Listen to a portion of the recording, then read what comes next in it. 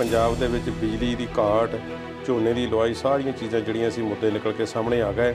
ਹਰ ਸਾਲ ਦਾ ਹੀ ਬੜੇ ਲੰਬੇ ਸਮੇਂ ਤੋਂ ਇਦਾਂ ਹੀ ਚੱਲਦਾ ਕਿ ਜਦੋਂ ਇਹ ਟਾਈਮ ਆਉਂਦਾ ਹੈ ਬਿਜਲੀ ਦੀ ਥੋੜ੍ਹ ਵੀ ਉਦੋਂ ਹੀ ਮਹਿਸੂਸ ਹੁੰਦੀ ਆ ਤੇ ਪਾਣੀ ਬਚਾਉਣ ਵੱਲ ਵੀ ਸਾਡਾ ਧਿਆਨ ਉਦੋਂ ਹੀ ਜਾਂਦਾ। ਬਾਕੀ 11 ਮਹੀਨੇ ਅਸੀਂ ਬਹੁਤੇ ਇਹਦੇ ਵੱਲ ਸਤਰਕ ਨਹੀਂ ਰਹਿੰਦੇ ਜੀ। ਪਾਣੀ ਬਚਾਉਣ ਦੀ ਗੱਲ ਕਿਸਾਨਾਂ ਤੇ ਆ ਕੇ ਆ ਜਾਂਦੀ ਹੈ, ਪਰ ਉਸ ਵਿੱਚ ਬਹੁਤ ਸਾਰੇ ਹੋਰ ਫੈਕਟਰ ਵੀ ਨੇ। ਬਿਲਕੁਲ। ਪਰ ਜੇ ਅਸੀਂ ਗੱਲ ਕਰੀਏ ਕਿ ਬਿਜਲੀ ਦੀ ਗੱਲ, ਤੇ ਸਰਕਾਰਾਂ ਕੰਮ ਚਲਾਊ ਜਿਹੜੇ ਤਰੀਕੇ ਉਹ ਅਪਣਾਉਂਦੀਆਂ ਨੇ ਜੀ। ਪੰਜਾਬ ਦੀ ਅਸੀਂ ਅੱਜ ਦੀ ਗੱਲ ਕਰੀਏ ਤੇ ਫਲਾਣੇ ਪਲਾਂਟ ਵਿੱਚ ਯੂਨਿਟ ਬੰਦ ਹੋਣ ਜਾ ਰਿਹਾ ਹੈ, ਫਲਾਣੇ ਵਿੱਚ ਬੰਦ ਹੋਣ ਜਾ ਰਿਹਾ, ਤੇ ਇਹ ਬੇਸਿਕਲੀ ਸਰਕਾਰਾਂ ਦੀਆਂ ਨਾਕਾਮੀਆਂ ਨੇ ਜੀ, ਜਿਨ੍ਹਾਂ ਦਾ ਨਤੀਜੇ ਜਿਹੜੇ ਭੁਗਤਣੇ ਪੈ ਰਹੇ ਨੇ ਜਨਤਾ ਨੂੰ।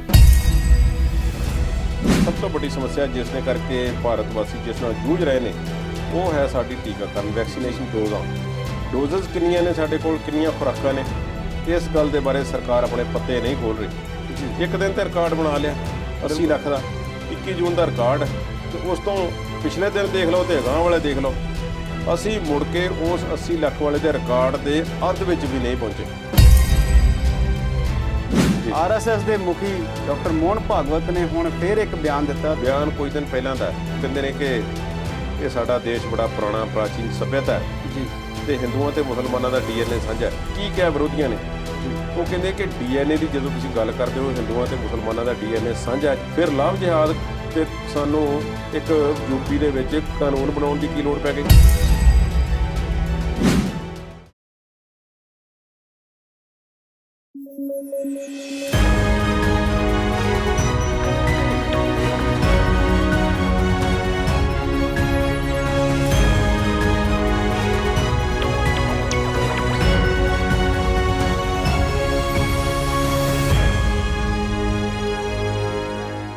ਪੰਜਾਬੀ ਨੈਸ਼ਨਲ ਟੀਵੀ ਦੇ ਪ੍ਰੋਗਰਾਮ ਵਿਚਾਰ ਚਰਚਾ ਵਿੱਚ ਤੁਹਾਡਾ ਸਭ ਦਾ ਸਵਾਗਤ ਹੈ। ਜਿਵੇਂ ਤੁਸੀਂ ਜਾਣਦੇ ਹੋ ਕਿ ਇਸ ਪ੍ਰੋਗਰਾਮ ਵਿੱਚ ਅਸੀਂ ਚਲੰਤ ਮਾਮਲਿਆਂ ਤੇ ਮੁੱਦਿਆਂ ਤੇ ਗੱਲਬਾਤ ਕਰਦੇ ਹਾਂ, ਤੇ ਇਹਨਾਂ ਮਾਮਲਿਆਂ ਤੇ ਗੱਲਬਾਤ ਕਰਨ ਲਈ ਅੱਜ ਸਾਡੇ ਨਾਲ ਸ਼ਾਮਲ ਨੇ ਸਰਦਾਰ ਕੁਲਦੀਪ ਸਿੰਘ ਜੀ ਹੀਰ।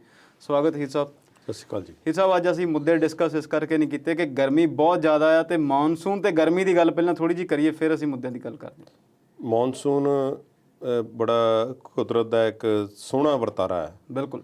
ਜੋ ਖਾਸ ਤੌਰ 'ਤੇ ਭਾਰਤ ਦੇ ਬਹੁਤੇ ਹਿੱਸਿਆਂ ਦੇ ਵਿੱਚ ਬਾਰਿਸ਼ ਲੈ ਕੇ ਆਉਂਦਾ ਜੀ, ਅਤੇ ਇਸ ਮੌਕੇ ਦੀਆਂ ਜਿਹੜੀਆਂ ਫਸਲਾਂ ਹੁੰਦੀਆਂ ਨੇ ਜਾਂ ਜੀਵ ਜੰਤੂ ਵੀ ਨੇ ਜਾਂ ਓਵਰਆਲ ਸਾਡਾ ਰਹਿਣ ਸਹਿਣ ਹੈ, ਜਿਵੇਂ ਇਨਸਾਨ ਦੀ ਉਤਪਤੀ ਲਈ ਅਤੇ ਇਨਸਾਨੀ ਜੀਵਨ ਦੇ ਬਿਹਤਰ ਰਹਿਣ ਲਈ ਮੌਨਸੂਨ ਦਾ ਸਹੀ ਹੋਣਾ ਭਾਰਤ ਦੇ ਵਿੱਚ ਬਹੁਤ ਜ਼ਰੂਰੀ ਹੈ। ਕਈ ਵਾਰੀ ਜ਼ਿਆਦਾ ਵੀ ਹੋ ਜਾਂਦੀ, ਨੁਕਸਾਨ ਵੀ ਹੋ ਜਾਂਦਾ ਜੀ, ਪਰ ਇੱਕ ਥਾਟ ਹੈ ਉਹ ਇਹ ਹੈ ਕਿ ਕਹਿੰਦੇ ਨੇ ਕਿ ਜੇ ਮੌਨਸੂਨ ਕੁਦਰਤੀ ਪ੍ਰਕਿਰਿਆ ਜਿਹੜੀ ਹੈ ਪਤਾ ਨਹੀਂ ਕਦੋਂ ਤੋਂ ਚੱਲ ਰਹੀ ਹੈ ਜੀ, ਇਹ ਜਦੋਂ ਤੋਂ ਚੱਲ ਰਹੀ ਹੈ, ਜੇ ਨਾ ਚੱਲਦੀ ਹੋਵੇ ਤਾਂ ਭਾਰਤ ਦੇ ਬਹੁਤੇ ਹਿੱਸਿਆਂ ਦੇ ਵਿੱਚ ਖੇਤੀ ਸੰਭਵ ਹੀ ਨਹੀਂ। ਬਿਲਕੁਲ, ਇਹ ਹੋ ਨਹੀਂ ਸਕਦੀ ਜੀ। ਸੋ ਇਹ ਬੜਾ ਵੱਡਾ ਕੁਦਰਤ ਦਾ ਸੋਹਣਾ ਵਰਤਾਰਾ। ਮੌਨਸੂਨ ਸ਼ੁਰੂਆਤ ਇਸ ਤਰ੍ਹਾਂ ਲੱਗਦਾ ਸੀ, ਜੋ IMD ਵੱਲੋਂ, ਇੰਡੀਅਨ ਮੈਟੀਓਰੋਲੋਜੀਕਲ ਡਿਪਾਰਟਮੈਂਟ ਵੱਲੋਂ ਕਿਹਾ ਗਿਆ ਸੀ ਕਿ ਇਹ ਵਧੀਆ ਆਵੇਗੀ, ਛੇਤੀ ਆਵੇਗੀ ਜੀ, ਪਰ ਉਹ ਲੇਟ ਹੋ ਗਈ, ਰੁਕ ਗਈ, ਅਤੇ ਜਿਸ ਕਰਕੇ ਪੰਜਾਬ ਦੇ ਵਿੱਚ ਬਿਜਲੀ ਦੀ ਘਾਟ, ਝੋਨੇ ਦੀ ਲਵਾਈ, ਸਾਰੀਆਂ ਚੀਜ਼ਾਂ ਜਿਹੜੀਆਂ ਸੀ ਮੁੱਦੇ ਨਿਕਲ ਕੇ ਸਾਹਮਣੇ ਆ ਗਏ, ਅਤੇ ਕਿਸਾਨ ਇਸ ਵੇਲੇ ਬਹੁਤ ਸ਼ਿੱਦਤ ਨਾਲ ਬਾਰਿਸ਼ ਉਡੀਕ ਰਹੇ ਨੇ ਜੀ। ਅਤੇ 1-2 ਦਿਨਾਂ ਦੇ ਵਿੱਚ ਕਈ ਜਗ੍ਹਾ ਬਾਰਿਸ਼ ਹੋ ਵੀ ਗਈ ਹੈ ਪੰਜਾਬ 'ਚ ਜੀ। ਤਾਂ ਆਉਣ ਵਾਲੇ 11 ਜਾਂ 12 ਤਰੀਕ ਨੂੰ ਜਿਹੜਾ ਬਾਰਿਸ਼ ਦੇ ਜ਼ਿਆਦਾ ਇਮਕਾਨ ਵੱਧ ਰਹੇ ਨੇ, ਅਤੇ ਫਿਰ ਲਗਾਤਾਰ ਮੌਨਸੂਨ ਜਿਹੜੀ ਹੈ ਐਂਟਰ ਹੋ ਜਾਵੇਗੀ ਪੰਜਾਬ ਵਿੱਚ। ਇਹ ਹਰ ਸਾਲ ਦਾ ਹੀ ਬੜੇ ਲੰਬੇ ਸਮੇਂ ਤੋਂ ਇਦਾਂ ਹੀ ਚੱਲਦਾ ਕਿ ਜਦੋਂ ਇਹ ਟਾਈਮ ਆਉਂਦਾ ਹੈ ਬਿਜਲੀ ਦੀ ਥੋੜ੍ਹ ਵੀ ਉਦੋਂ ਹੀ ਮਹਿਸੂਸ ਹੁੰਦੀ ਆ, ਤੇ ਪਾਣੀ ਬਚਾਉਣ ਵੱਲ ਵੀ ਸਾਡਾ ਧਿਆਨ ਉਦੋਂ ਹੀ ਜਾਂਦਾ। ਬਾਕੀ 11 ਮਹੀਨੇ ਅਸੀਂ ਬਹੁਤੇ ਇਹਦੇ ਵੱਲ ਸਤਰਕ ਨਹੀਂ ਰਹਿੰਦੇ ਜੀ। ਸਤਰਕ ਬਿਜਲੀ ਦੀ ਤਾਂ ਗੱਲ ਇਹ ਹੈ, ਪਾਣੀ ਬਚਾਉਣ ਦੀ ਗੱਲ ਕਿਸਾਨਾਂ ਤੇ ਆ ਕੇ ਆ ਜਾਂਦੀ ਹੈ, ਪਰ ਉਸ ਵਿੱਚ ਬਹੁਤ ਸਾਰੇ ਹੋਰ ਫੈਕਟਰ ਵੀ ਨੇ। ਬਿਲਕੁਲ। ਪਰ ਜੇ ਅਸੀਂ ਗੱਲ ਕਰੀਏ ਕਿ ਬਿਜਲੀ ਦੀ ਗੱਲ, ਤੇ ਸਰਕਾਰਾਂ ਕੰਮ ਚਲਾਊ ਜਿਹੜੇ ਤਰੀਕੇ ਉਹ ਅਪਣਾਉਂਦੀਆਂ ਨੇ। ਪੰਜਾਬ ਦੀ ਅਸੀਂ ਅੱਜ ਦੀ ਗੱਲ ਕਰੀਏ ਤੇ ਫਲਾਣੇ ਪਲਾਂਟ ਵਿੱਚ ਯੂਨਿਟ ਬੰਦ ਹੋਣ ਜਾ ਰਿਹਾ ਹੈ, ਫਲਾਣੇ ਵਿੱਚ ਬੰਦ ਹੋਣ ਜਾ ਰਿਹਾ। ਜਿਹੜਾ ਪੁਰਾਣੇ ਪਿੰਡਾਂ ਦੀਆਂ ਸਵਾਣੀਆਂ ਹੋਈਆਂ ਕਰਦੀਆਂ ਸੀ, ਉਹ ਬਾਰਿਸ਼ ਤੋਂ, ਬਰਸਾਤ ਤੋਂ ਪਹਿਲਾਂ ਤੇ ਸਿਆਲ ਆਉਣ ਤੋਂ ਪਹਿਲਾਂ ਬਾਲਣ ਜੋੜ ਕੇ ਰੱਖਦੀਆਂ ਹੁੰਦੀਆਂ ਸੀ ਜੀ। ਤੇ ਸਿਸਟਮ ਜਿਹੜਾ ਸੀ ਆਪਣੇ ਖਾਣ ਪੀਣ ਦਾ ਪ੍ਰਬੰਧ ਜਿਹੜਾ ਸਾਰਾ ਕਰਨਾ ਪੈਂਦਾ ਹੈ, ਅਤੇ ਇਹ ਬੇਸਿਕਲੀ ਸਰਕਾਰਾਂ ਦੀਆਂ ਨਾਕਾਮੀਆਂ ਨੇ ਜਿਨ੍ਹਾਂ ਦਾ ਨਤੀਜੇ ਜਿਹੜੇ ਨੇ ਭੁਗਤਣੇ ਪੈ ਰਹੇ ਨੇ ਜਨਤਾ ਨੂੰ, ਅਤੇ ਉਹ ਹਰ ਵੇਲੇ ਜਵਾਬ ਦੇਣੇ ਪੈ ਰਹੇ ਨੇ ਮਹਿਕਮੇ ਵਾਲਿਆਂ ਨੂੰ ਜਾਂ ਜਿਹਨੂੰ ਵੀ ਜੀ। ਅਤੇ ਬਿਜਲੀ ਦੇ ਕੱਟ ਲੰਬੇ ਇੰਡਸਟਰੀ ਦੇ ਕਈ ਯੂਨਿਟ ਬੰਦ ਹੋ ਗਏ ਨੇ। ਸੋ ਇਹ ਗੱਲਾਂ ਜਿਹੜੀਆਂ ਹੋ ਰਹੀਆਂ ਨੇ, ਇੰਡਸਟਰੀ, ਕਿਸਾਨ, ਆਮ ਲੋਕ ਸਾਰੇ ਇਸ ਸਮੱਸਿਆ ਦੇ ਜੂਝ ਰਹੇ ਨੇ ਜੀ। ਜੇ ਅਸੀਂ ਅੱਜ ਦੇ ਪ੍ਰੋਗਰਾਮ ਦੀ ਗੱਲ ਕਰੀਏ ਤਾਂ ਸਭ ਤੋਂ ਪਹਿਲਾਂ ਤਾਂ ਪੰਜਾਬ ਦੀ ਕਰੋਨਾ ਦੀ ਜਿਹੜੀ ਸਥਿਤੀ ਆ ਜਾਂ ਪੂਰੇ ਵਿਸ਼ਵ ਦੀ ਹੀ ਸਥਿਤੀ ਦੇ ਉੱਤੇ ਕਿਵੇਂ ਦਾ ਮੁਲਾਂਕਣ ਅੱਜ ਦਾ? ਇਹ ਡੈਲਟਾ ਵੇਰੀਐਂਟ ਜਿਹੜਾ ਕਈ ਮੁਲਕਾਂ 'ਚ ਪੈਰ ਪਸਾਰ ਰਿਹਾ, ਉਨੀ ਤੇਜ਼ੀ ਨਾਲ ਨਹੀਂ ਜਿੰਨੀ ਕਿ ਜਿਹੜੇ ਪਿਛਲੇ ਵੇਰੀਐਂਟ ਜਿਹੜੇ ਸੀ ਫੈਲੇ ਸੀ ਜੀ। ਡੈਲਟਾ ਵੇਰੀਐਂਟ ਜਿਹੜਾ ਹੈ ਉਹ ਭਾਰਤ ਵਿੱਚ ਆਪਣਾ ਰੰਗ ਵਿਖਾ ਚੁੱਕਾ ਇਸ ਕਰਕੇ ਕਿਉਂਕਿ ਲਹਿਰ ਮੱਠੀ ਪੈ ਗਈ ਹੈ। ਮਹਾਰਾਸ਼ਟਰ ਅਤੇ ਕੇਰਲ ਨੂੰ ਛੱਡ ਦਈਏ ਤੇ ਕੇਸ ਲਗਾਤਾਰ ਘਟ ਰਹੇ ਨੇ, ਕਿਤੇ ਕਿਤੇ ਵਧੇ ਨੇ ਥੋੜੇ ਬਹੁਤੇ, ਪਰ ਹੁਣ ਓਵਰਆਲ ਜਿਹੜੀ ਐਵਰੇਜ ਆ ਕਾਫੀ ਲੋ ਹੋ ਚੁੱਕੀ ਹੈ। ਬਿਲਕੁਲ ਪੋਜ਼ਿਟਿਵਿਟੀ ਜਿਹੜੀ ਰੇਟ ਹੈ ਉਹ 0.5% ਤੋਂ ਘੱਟ ਹੈ ਇਸ ਵੇਲੇ, ਤੇ ਇਸ ਕਰਕੇ ਜਿਹੜਾ ਇਹਨਾਂ ਖੁੱਲ੍ਹ ਦਿੱਤੀ ਜਾ ਰਹੀ ਹੈ ਹਰ ਸੂਬੇ ਦੇ ਵਿੱਚ। ਤੇ ਆਮ ਤੌਰ ਤੇ ਕੇਂਦਰ ਸਰਕਾਰ ਨੇ ਵੀ ਕਈ ਖੁੱਲ੍ਹਾਂ ਦੇਣ ਦਾ ਐਲਾਨ ਕੀਤਾ ਹੈ। ਕਈ ਜਗ੍ਹਾ ਤੇ ਸਕੂਲ ਜਿਹੜੇ ਨੇ ਖੋਲ੍ਹਣ ਦਾ ਜਾਂ ਵੱਡੀਆਂ ਕਲਾਸਾਂ ਵਾਸਤੇ ਸਕੂਲ ਖੋਲ੍ਹਣ ਦਾ ਜਿਹੜਾ ਸਿਸਟਮ ਹੈ ਬਣਾ ਦਿੱਤਾ ਗਿਆ। ਪੰਜਾਬ ਵਿੱਚ ਵੀ ਇਸੇ ਤਰ੍ਹਾਂ ਸਕੂਲਾਂ ਦੇ ਬਾਰੇ ਅਜੇ ਕੋਈ ਗੱਲਬਾਤ ਨਹੀਂ ਹੈ। ਵੱਡੇ ਕਾਲਜ, ਡਿਗਰੀ ਕਾਲਜ ਜਾਂ ਕੋਚਿੰਗ ਸੈਂਟਰ ਵਗੈਰਾ ਜਿਹੜੇ ਨੇ ਉਹਨਾਂ ਨੂੰ ਖੋਲ੍ਹਣ ਦੀ ਗੱਲ ਚੱਲ ਪਈ ਹੈ। ਇਸ ਨਾਲ ਰਾਹਤ ਮਿਲੇਗੀ ਬਹੁਤ ਸਾਰੇ ਲੋਕਾਂ ਨੂੰ ਜੋ ਇਹਨਾਂ ਕੋਚਿੰਗ ਸੈਂਟਰਾਂ 'ਤੇ ਜਾਂ ਇਹਨਾਂ ਛੋਟੇ-ਮੋਟੇ ਅਦਾਰਿਆਂ ਵਿੱਚ ਕੰਮ ਕਰਦੇ ਸਨ। ਰੁਜ਼ਗਾਰ ਦਾ ਕਿਉਂਕਿ ਮਸਲਾ ਬਹੁਤ ਵੱਡਾ ਪੈਦਾ ਹੋ ਗਿਆ ਹੈ ਤੇ ਬਹੁਤ ਵੱਡੀ ਸਮੱਸਿਆ ਨਾਲ ਜੂਝ ਰਹੇ ਨੇ। ਇਕੱਠਾਂ 'ਤੇ ਥੋੜ੍ਹੀ ਜਿਹੀ ਖੁੱਲ੍ਹ ਦਿੱਤੀ ਗਈ ਹੈ। ਜੇ ਇਨਡੋਰ ਇਕੱਠ ਕਰਨਾ ਹੈ ਤਾਂ 100 ਦਾ ਇਕੱਠ ਤੁਸੀਂ ਕਰ ਸਕਦੇ ਹੋ। ਜੇ ਆਊਟਡੋਰ ਕਰਨਾ ਤੇ 200 ਵਿਅਕਤੀ ਜਿਹੜਾ ਇਕੱਤਰ ਪੰਜਾਬ ਦੇ ਵਿੱਚ ਇਸ ਵੇਲੇ ਹੋ ਸਕਦਾ ਹੈ। ਤੇ ਜਿਹੜੀਆਂ ਸਮਾਜਿਕ ਦੂਰੀ ਤੇ ਮਾਸਕ ਪਾ ਕੇ ਰੱਖਣ ਵਾਲੀ ਜਿਹੜੀ ਹੈ ਪਾਬੰਦੀਆਂ ਜਿਹੜੀਆਂ ਬਰਕਰਾਰ ਨੇ। ਵੀਕਐਂਡ ਦਾ ਤੇ ਜਿਹੜਾ ਰਾਤ ਦਾ ਕਰਫਿਊ ਹੈ ਜਾਂ ਲੋਕਡਾਊਨ ਹੈ ਉਹ ਵੈਸੇ ਤਾਂ ਕੋਈ ਇੰਨਾ ਹੈ ਨਹੀਂ ਸੀ, ਪਰ ਫਿਰ ਵੀ ਦੁਕਾਨਾਂ ਵਗੈਰਾ ਛੇਤੀ ਬੰਦ ਹੋ ਜਾਂਦੀਆਂ ਸਨ। ਉਹ ਜਿਹੜਾ ਤਕਰੀਬਨ ਹਟਾ ਦਿੱਤਾ ਗਿਆ, ਉਸ ਨੂੰ ਖਤਮ ਕਰ ਦਿੱਤਾ। ਪੰਜਾਬ ਵਿੱਚ ਐਕਟਿਵ ਕੇਸ ਜਿਹੜੇ ਨੇ 2000 ਤੋਂ ਘੱਟ ਨੇ। ਨਵੇਂ ਕੇਸ 100-150 ਆਉਂਦੇ ਨੇ ਤੇ ਠੀਕ ਹੋਣ ਵਾਲਿਆਂ ਦੀ ਗਿਣਤੀ 200 ਦੇ ਆਸ-ਪਾਸ ਹੁੰਦੀ ਹੈ। 5-7-10 ਮੌਤਾਂ ਵੀ ਇਸ ਨਾਲ ਸੰਬੰਧਿਤ ਰੋਜ਼ ਤਕਰੀਬਨ ਹੋ ਜਾਂਦੀਆਂ ਨੇ ਪੰਜਾਬ ਵਿੱਚ। ਓਵਰਆਲ ਸਥਿਤੀ ਜਿਹੜੀ ਇੰਪਰੂਵ ਹੋ ਰਹੀ ਹੈ। ਤੇ ਜੇ ਅਸੀਂ ਤੁਸੀਂ ਕੇਰਲਾ ਤੇ ਮਹਾਰਾਸ਼ਟਰ ਦੀ ਗੱਲ ਕੀਤੀ ਸੀ, ਮੈਨੂੰ ਕੁਝ ਇਹੋ ਜਿਹੀਆਂ ਲੱਗਿਆ ਕਿ ਅਸਾਮ ਜਿਹੜਾ ਨਾਰਥ ਈਸਟਰਨ ਸਟੇਟਸ ਆ ਉੱਥੇ ਵੀ ਹਾਲੇ ਕੁਝ ਸਮੱਸਿਆਵਾਂ ਜਿਹੜੀ ਬਣੀ ਹੋਈ ਹੈ। ਉਹ ਹਾਂਜੀ, ਮੈਂ ਵੱਡੀਆਂ ਜਿਹੜੀਆਂ ਸਟੇਟਾਂ ਜਿਨ੍ਹਾਂ 'ਚ ਐਕਟਿਵ ਕੇਸ ਲੈ ਜਾਂਦੇ ਨੇ ਉਹਨਾਂ ਵਿੱਚ ਮਹਾਰਾਸ਼ਟਰ ਤੇ ਕੇਰਲਾ ਦਾ ਨੰਬਰ ਹੈ। ਅਸਾਮ ਵਿੱਚ ਵੀ ਇਹੋ ਜਿਹੀ ਸਥਿਤੀ ਹੈ। ਤੇ ਜਿਹੜੇ ਸਾਡੇ ਮੈਟਰੋ ਸ਼ਹਿਰ ਨੇ ਉੱਥੇ ਸਥਿਤੀ ਕਾਫੀ ਬਿਹਤਰ ਹੋ ਚੁੱਕੀ ਹੈ। ਦਿੱਲੀ NCR ਦੇ ਵਿੱਚ ਸਥਿਤੀ ਕਾਫੀ ਠੀਕ ਹੈ। ਪਰ ਹੁਣ ਜਿਹੜੀ ਸਭ ਤੋਂ ਵੱਡੀ ਸਮੱਸਿਆ ਜਿਸ ਦੇ ਕਰਕੇ ਭਾਰਤ ਵਾਸੀ ਜਿਸ ਨਾਲ ਜੂਝ ਰਹੇ ਨੇ ਉਹ ਹੈ ਸਾਡੀ ਟੀਕਾਕਰਨ, ਵੈਕਸੀਨੇਸ਼ਨ ਡੋਜ਼ਸ ਕਿੰਨੀਆਂ ਨੇ ਸਾਡੇ ਕੋਲ, ਕਿੰਨੀਆਂ ਖੁਰਾਕਾਂ ਨੇ, ਇਸ ਗੱਲ ਦੇ ਬਾਰੇ ਸਰਕਾਰ ਆਪਣੇ ਪੱਤੇ ਨਹੀਂ ਖੋਲ੍ਹ ਰਹੀ। ਇੱਕ ਦਿਨ ਤੇ ਰਿਕਾਰਡ ਬਣਾ ਲਿਆ 80 ਲੱਖ ਦਾ, 21 ਜੂਨ ਦਾ ਰਿਕਾਰਡ, ਤੇ ਉਸ ਤੋਂ ਪਿਛਲੇ ਦਿਨ ਦੇਖ ਲਓ ਤੇ ਅਗਾਂਹ ਵਾਲੇ ਦੇਖ ਲਓ।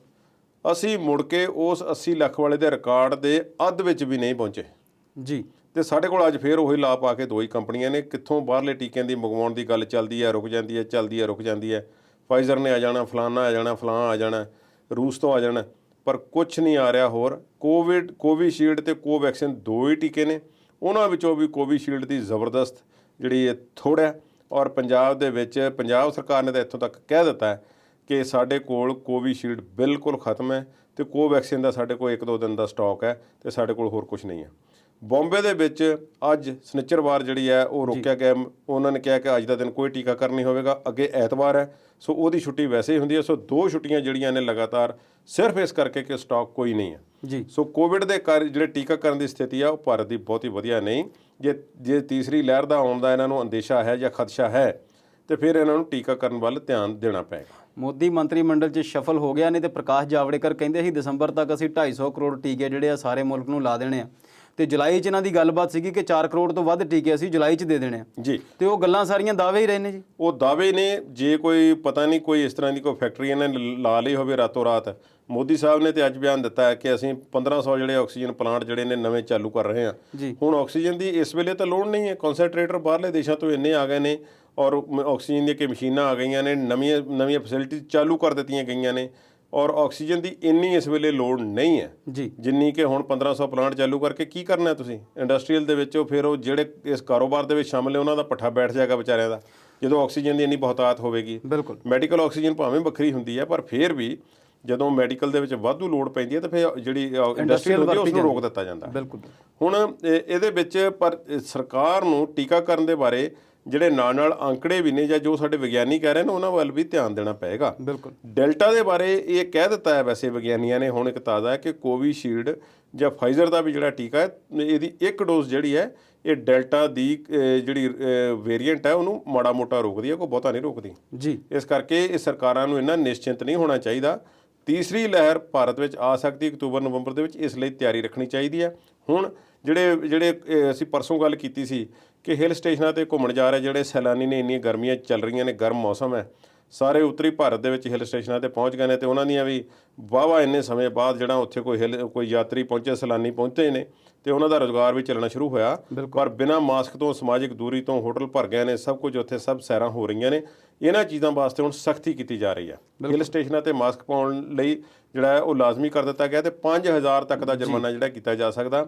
ਮਸੂਰੀ, ਜਿਸ ਨੂੰ ਮਨਸੂਰੀ ਕਹਿੰਦੇ ਅਸੀਂ ਅਕਸਰ ਆਖ ਦਿੰਦੇ ਹਾਂ, ਮਸੂਰੀ ਹੈ ਮਸੂਰੀ ਉੱਤਰਾਖੰਡ ਦਾ ਹਿਲ ਸਟੇਸ਼ਨ ਹੈ ਜੀ। ਔਰ ਉੱਤਰਾਖੰਡ ਦੇ ਉਸ ਹਿਲ ਸਟੇਸ਼ਨ ਤੇ ਅਗਰ ਤੁਸੀਂ ਜਾਣਾ ਹੋਵੇ ਤਾਂ ਤੁਹਾਨੂੰ ਕੋਵਿਸ਼ੀਲਡ ਦਾ ਜਿਹੜਾ ਸਰਟੀਫਿਕੇਟ ਹੈ ਜਾਂ ਜਿਹੜੇ ਵੀ ਟੀਕਾਕਰਨ ਦਾ ਸਰਟੀਫਿਕੇਟ ਹੈ ਉਹ ਜਿਹੜਾ ਹੈ, ਉਹ ਦਿਖਾਉਣਾ ਪਵੇਗਾ ਕਿ ਤੁਹਾਡੀ ਟੀਕਾਕਰਨ ਹੋਇਆ ਤੇ ਫਿਰ ਤੁਸੀਂ ਉੱਥੇ ਜਾ ਸਕਦੇ ਜੀ। ਬਹੁਤੀਆਂ ਸਟੇਟਸ ਨੇ ਇੰਟਰਸਟੇਟ ਜਦੋਂ ਟਰੈਵਲ ਕਰਦੇ ਸੀ ਤੇ ਵੈਕਸੀਨੇਸ਼ਨ ਦੀ ਜਿਹੜੀ ਸ਼ਰਤ ਰੱਖੀ ਸੀ। ਦੂਜੀ ਲਹਿਰ ਆਪਣੇ ਆਪ ਦੇ ਵਿੱਚ ਹੀ ਘੱਟ ਹੋ ਗਈ ਆ। ਸਰਕਾਰਾਂ ਦਾ ਉਹਦੇ ਵਿੱਚ ਯੋਗਦਾਨ ਹਾਲੇ ਵੀ ਬਹੁਤਾ ਲੱਗਦਾ ਨਹੀਂ ਤੇ ਟੀਕਾਕਰਨ ਦੀ ਸਥਿਤੀ ਜਿਵੇਂ ਤੁਸੀਂ ਦੱਸੀ ਆ ਉਹਨੂੰ ਦੇਖ ਕੇ ਹਾਲੇ ਵੀ ਲੱਗਦਾ ਕਿ ਸਰਕਾਰਾਂ ਦਾ ਬਹੁਤਾ ਧਿਆਨ ਆਪਣੇ ਕੰਮਾਂ ਵੱਲ ਹੀ ਆ। ਕੋਵਿਡ ਆਪਣੇ ਆਪ 'ਚ ਹੀ ਹੋ ਰਿਹਾ ਜੀ। ਜੇ ਅਸੀਂ ਅਗਲੇ ਮੁੱਦੇ ਦੀ ਗੱਲ ਕਰੀਏ ਤੇ ਸਾਡੇ ਗਵਾਂਢੀ ਦੇਸ਼ ਅਫਗਾਨਿਸਤਾਨ ਦੇ ਵਿੱਚ ਵੀ ਕੁਝ ਸਥਿਤੀ ਦੇ ਵਿੱਚ ਬਦਲਾਅ ਆ ਰਿਹਾ ਜੀ, ਉੱਥੇ ਕੀ ਹੋ ਰਿਹਾ? ਗਵਾਂਢੀ ਦੇਸ਼ ਸਾਡੇ ਨਾਲੋਂ ਜ਼ਿਆਦਾ ਉਹ ਪਾਕਿਸਤਾਨ ਦਾ ਹੈ ਜੀ। ਔਰ ਅਫਗਾਨਿਸਤਾਨ ਦੇ ਨਾਲ ਸਰਹੱਦਾਂ ਜਿਹੜੇ ਮੁਲਕਾਂ ਦੀਆਂ ਲੱਗਦੀਆਂ ਨੇ, ਪਾਕਿਸਤਾਨ ਹੈ, ਚੀਨ ਹੈ, ਰੂਸ ਹੈ, ਤਾਜਿਕਸਤਾਨ ਹੈ, ਕਜ਼ਾਕਿਸਤਾਨ ਹੈ ਤੇ ਨਾਲ ਸਭ ਤੋਂ ਵੱਡਾ ਤਕਰੀਬਨ 900 ਕਿਲੋਮੀਟਰ ਦੀ ਜਿਹੜੀ ਉਹਨਾਂ ਦੀ ਬਾਉਂਡਰੀ ਆ ਉਹ ਈਰਾਨ ਦੇ ਨਾਲ ਹੈ ਜੀ।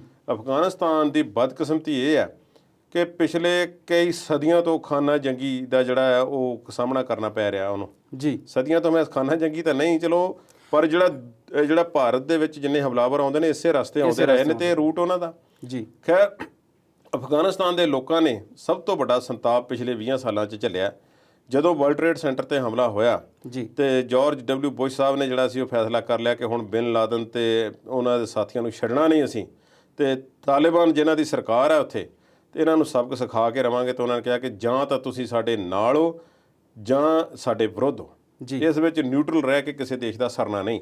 ਤੇ ਹੋਣਾ ਪਿਆ ਕਿਉਂਕਿ ਹਮਲਾ ਵੀ ਬਹੁਤ ਵੱਡਾ ਹੋਇਆ ਸੀ, ਅੱਤਵਾਦੀ ਹਮਲਾ। ਸੋ ਸਾਰੇ ਦੇਸ਼ ਯੂਨਾਈਟਿਡ ਫੋਰਸਿਸ ਨੇ ਰਲ ਕੇ ਉੱਥੇ ਹਮਲਾ ਕੀਤਾ। ਤੇ ਅੱਜ ਜਦੋਂ 20 ਸਾਲਾਂ ਬਾਅਦ ਜੋ ਬਾਈਡਨ ਤੇ ਡੋਨਲਡ ਟਰੰਪ ਨੇ ਸ਼ੁਰੂ ਕਰ ਦਿੱਤਾ ਸੀ ਤੇ ਜੋ ਬਾਈਡਨ ਨੇ ਉਸ ਚੀਜ਼ ਨੂੰ ਹੋਰ ਸਪੀਡ ਅਪ ਕਰ ਦਿੱਤਾ ਕਿ ਉੱਥੋਂ ਫੌਜਾਂ ਕੱਢਣੀਆਂ ਨੇ ਛੇਤੀ, ਤੇ ਇਹਨਾਂ ਦਾ ਸਮਝੌਤਾ ਤਾਲਿਬਾਨ ਦੇ ਨਾਲ ਆਪਸ ਵਿੱਚ ਹੋ ਚੁੱਕਾ ਹੈ। ਖਤਰ ਦੇ ਵਿੱਚ ਬੈਠ ਕੇ ਸਾਰੀ ਡੋਨਲਡ ਟਰੰਪ ਦੇ ਨਾਲ ਗੱਲਬਾਤ ਹੋਈ ਸੀ। ਸ਼ਰਤਾਂ ਤੈਅ ਹੋਈਆਂ ਕਿ ਅਸੀਂ ਇਸ ਤਰੀਕ ਤੱਕ ਫੌਜਾਂ ਉੱਥੋਂ ਵਾਪਸ ਲੈ ਆਵਾਂਗੇ। ਤੇ ਉਹਨਾਂ ਨੇ ਕਹਿ ਦਿੱਤਾ, ਜਿਹੜੇ ਤਾਲਿਬਾਨ ਆਗੂ ਸਨ, ਕਿ ਦੇਖੋ ਅਸੀਂ ਆਪਣੇ ਤਰੀਕੇ ਨਾਲ ਚਲਾਉਣਾ ਹੈ ਮੁਲਕ ਨੂੰ। ਉਹਨਾਂ ਨਾਲ ਕੁਝ ਸ਼ਰਤਾਂ ਤੈਅ ਕਰ ਲਈਆਂ ਗਈਆਂ ਕਿ ਤੁਸੀਂ ਅਫਗਾਨ ਜਿਹੜੀ ਨੈਸ਼ਨਲ ਸਿਕਿਉਰਿਟੀ ਜਿਹੜੀ ਉਹਨਾਂ ਦੀ ਫੌਜ ਹੈ, ਅਫਗਾਨ ਨੈਸ਼ਨਲ ਆਰਮੀ ਹੈ, ਉਹਨਾਂ ਕੋਲ ਦੇਸ਼ ਦਾ ਕੰਟਰੋਲ ਰਹੇਗਾ। ਪਰ ਨਾਲ ਦੀ ਨਾਲ ਹੁਣ ਜੋ ਬਾਈਡਨ ਕਹਿ ਰਹੇ ਨੇ ਕਿ ਅਸੀਂ ਛੇਤੀ ਫੌਜ ਕੱਢਣੀ ਹੈ, ਪਰ ਇਸ ਗੱਲ ਨੂੰ ਅਸੀਂ ਗਰੰਟੀ ਨਹੀਂ ਬਣਾ ਸਕਦੇ ਕਿ ਉੱਥੇ ਜਿਹੜਾ ਹੈ ਕਿ ਸਾਰੇ ਦੇਸ਼ ਤੇ ਕਿਸੇ ਇੱਕ ਦਾ ਜਿਹੜਾ ਰਾਜ ਹੋਵੇਗਾ। ਸੋ ਤਾਲਿਬਾਨ ਅੱਜ ਦੇ ਸੂਤਰਾਂ ਦੇ ਮੁਤਾਬਕ 50% ਤੋਂ ਵੱਧ ਮੁਲਕ ਤੇ ਜਿਹੜਾ ਕਬਜ਼ਾ ਕਰ ਚੁੱਕਾ ਹੈ ਤੇ ਦਿਨ ਬ ਦਿਨ ਨਵੇਂ ਜ਼ਿਲ੍ਹੇ ਜਿਹੜੇ ਨੇ ਉਹ ਉਹਨਾਂ ਤੇ ਕਬਜ਼ਾ ਹੋ ਰਿਹਾ।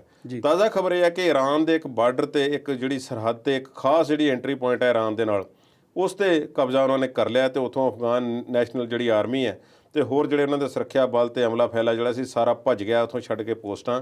ਤੇ 2-4 ਪਿੰਡ ਕੋਈ ਵਾਪਸ ਵੀ ਲਏ ਨੇ ਤੇ ਕਈ ਜ਼ਿਲ੍ਹੇ ਇਹੋ ਜਿਹੇ ਦੱਸੇ ਜਾਂਦੇ ਨੇ ਜਿੱਥੇ ਤਾਲਿਬਾਨ ਲੜਾਕਿਆਂ ਦੇ ਨਾਲ ਕਿਸੇ ਨੇ ਮੁਕਾਬਲਾ ਹੀ ਨਹੀਂ ਕੀਤਾ, ਉਹ ਆਏ ਨੇ ਤੇ ਉਹਨਾਂ ਨੇ ਕਬਜ਼ਾ ਕਰ ਲਿਆ। ਉਹ ਇਸਲਾਮਿਕ ਸ਼ਰੀਅਤ ਕਾਨੂੰਨ ਉਹ ਲਾਗੂ ਕਰਨ ਦੀ ਗੱਲ ਕਰ ਰਹੇ ਨੇ।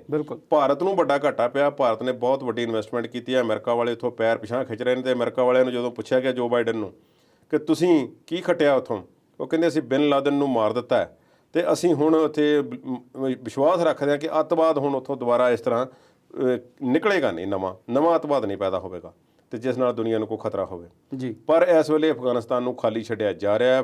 ਫੌਜਾਂ ਅਮਰੀਕਨ ਉੱਥੋਂ ਨਿਕਲ ਕੇ ਜ਼ੋਰਦਾਰ ਤਰੀਕੇ ਨਾਲ ਜਾ ਰਹੀਆਂ ਨੇ। ਜੋ ਬਾਈਡਨ ਨੇ ਕਹਿ ਦਿੱਤਾ ਕਿ ਮੇਰੇ ਵੱਡੇ ਅਧਿਕਾਰੀਆਂ ਨੇ, ਫੌਜੀਆਂ ਨੇ ਮੈਨੂੰ ਕਹਿ ਦਿੱਤਾ ਕਿ ਜਦੋਂ ਸਾਡੀ ਇਹ ਗੱਲ ਉੱਥੋਂ ਹੋ ਜਾਵੇ ਕਿ ਅਸੀਂ ਬਾਹਰ ਨਿਕਲ ਜਾਣਾ ਤੇ ਫਿਰ ਛੇਤੀ ਨਿਕਲ ਜਾਣਾ ਚਾਹੀਦਾ, ਸਾਡੇ ਲਈ ਉਹੀ ਸੁਰੱਖਿਅਤ ਹੈ। ਤੇ ਸਿਰਫ ਕੁਝ ਇੱਕ ਅਮਰੀਕਨ ਰਹਿ ਜਾਣਗੇ ਜਿਹੜੇ ਜਿੱਥੇ ਐਮਬੈਸੀਆਂ ਹਨ ਮੁਲਕਾਂ ਦੀਆਂ ਉਹਨਾਂ ਦੀ ਰਾਖੀ ਕਰਨ ਵਾਸਤੇ ਆਪਣੇ ਉਹਨਾਂ ਦੀ ਐਮਬੈਸੀ ਤੇ ਹੋਰਨਾਂ ਦੇਸ਼ਾਂ ਦੀਆਂ ਦੀ ਇਹ ਜ਼ਿੰਮੇਵਾਰੀ ਅਮਰੀਕਾ ਨੇ ਲਈ ਹੋਈ ਹੈ। ਇਸ ਤੋਂ ਬਾਅਦ ਜ਼ਿੰਮੇਵਾਰੀ ਉਹਨਾਂ ਨੇ ਸਾਰੀ ਹਟਾ ਦਿੱਤੀ ਹੈ ਤੇ ਅਫਗਾਨ ਸਰਕਾਰ ਨੂੰ ਜਿਹੜੀ ਕਿ ਆਪ ਬਣਾਈ ਸੀ ਇਹਨਾਂ ਨੇ ਉਹਨਾਂ ਨੂੰ ਆਪਣੇ ਹਾਲ ਤੇ ਛੱਡ ਦਿੱਤਾ। ਪਰ ਭਾਰਤ, ਅਮਰੀਕਾ ਤੇ ਹੋਰ ਦੇਸ਼ ਪਿਛਾਂਹ ਰਹੇ ਨੇ ਤੇ ਚੀਨ ਤੇ ਪਾਕਿਸਤਾਨ ਉੱਥੇ ਪੈਰ ਪਸਾਰਨਾ ਸ਼ੁਰੂ ਹੋ ਗਏ ਨੇ। ਚੀਨ ਨੇ ਕਈ ਇਨਵੈਸਟਮੈਂਟ ਪ੍ਰੋਜੈਕਟ ਜਿਹੜੇ ਨੇ ਸ਼ੁਰੂ ਕੀਤੇ ਨੇ ਤੇ ਜਿਵੇਂ ਉਹ ਕਹਿੰਦੇ ਨੇ ਕਿ ਉਹ ਆਏ ਸਨ ਕਿਸੇ ਸਮਿਟ ਦੇ ਵਿੱਚ ਇਕਨੋਮਿਕ ਦੇ ਵਿੱਚ, ਕਹਿੰਦੇ ਦੇਖੋ ਇਸ ਖਿੱਤੇ ਸ਼ਾਂਤੀ ਦੀ ਬੜੀ ਲੋੜ ਹੈ, ਇੱਥੇ ਡਿਵੈਲਪਮੈਂਟ ਹੋਣੀ ਚਾਹੀਦੀ ਆ। ਤੇ ਗੱਲ ਤੇ ਉਹਨਾਂ ਨੇ ਕੀਤੀ ਹੈ ਪਰ ਬੁੱਕਲ 'ਚ ਉਹਨਾਂ ਦੇ ਕੀ ਹੈ ਇਸ ਗੱਲ ਦਾ ਸਾਰਿਆਂ ਨੂੰ ਪਤਾ ਹੈ ਕਿ ਚੀਨ ਅਸਲੋਂ ਕੀ ਚਾਹੁੰਦਾ ਹੈ ਤੇ ਉੱਥੇ ਕਿਹੋ ਜਿਹੀ ਸਥਿਤੀ ਚਾਹੁੰਦਾ ਹੈ। ਸੋ ਅਫਗਾਨਿਸਤਾਨ ਦੇ ਵਿੱਚ ਸਥਿਤੀ ਇਸ ਵੇਲੇ ਕਾਫੀ ਗਰਮ ਹੈ। ਅੰਤਰਰਾਸ਼ਟਰੀ ਪੱਧਰ ਤੇ ਜੇ ਦੇਖਿਆ ਜਾਵੇ ਤੇ ਅਮਰੀਕਾ ਨੂੰ ਉੱਥੋਂ ਕੁਝ ਨਹੀਂ ਲੱਭਿਆ ਤੇ ਭਾਰਤ ਨੂੰ ਵੀ ਉੱਥੋਂ ਹੁਣ ਤੁਸੀਂ ਜਿੱਦਾਂ ਦੱਸ ਰਹੇ ਆ ਤੋਂ ਕੁਝ ਨੁਕਸਾਨ ਹੋਣ ਦੇ ਆਸਾਰ ਹਨ ਜੇ ਉੱਥੇ ਇਨਵੈਸਟਮੈਂਟ ਕੀਤੀ ਸੀ। ਪਰ ਜਿਸ ਗੱਲ ਦੀ ਬਾਈਡਨ ਸਾਹਿਬ ਨੇ ਗੱਲ ਕੀਤੀ ਆ ਕਿ ਅਸੀਂ ਅੱਤਵਾਦ ਨੂੰ ਖਤਮ ਕਰ ਦਿੱਤਾ, ਮੈਨੂੰ ਉਹਦੇ 'ਚ ਕੋਈ ਬਹੁਤੀ ਚੰਗੀ ਗੱਲ ਜਾਪਦੀ ਨਹੀਂ, ਕੁਝ ਸੱਚਾਈ ਲੱਗਦੀ ਨਹੀਂ। ਮਿਲਦੇ ਆ ਇਸੇ ਪ੍ਰੋਗਰਾਮ ਵਿੱਚ ਇੱਕ ਬ੍ਰੇਕ ਤੋਂ ਬਾਅਦ ਤੇ ਕਰਦੇ ਆ ਕੁਝ ਹੋਰ ਵਿਚਾਰਾਂ ਤੇ ਚਰਚਾ।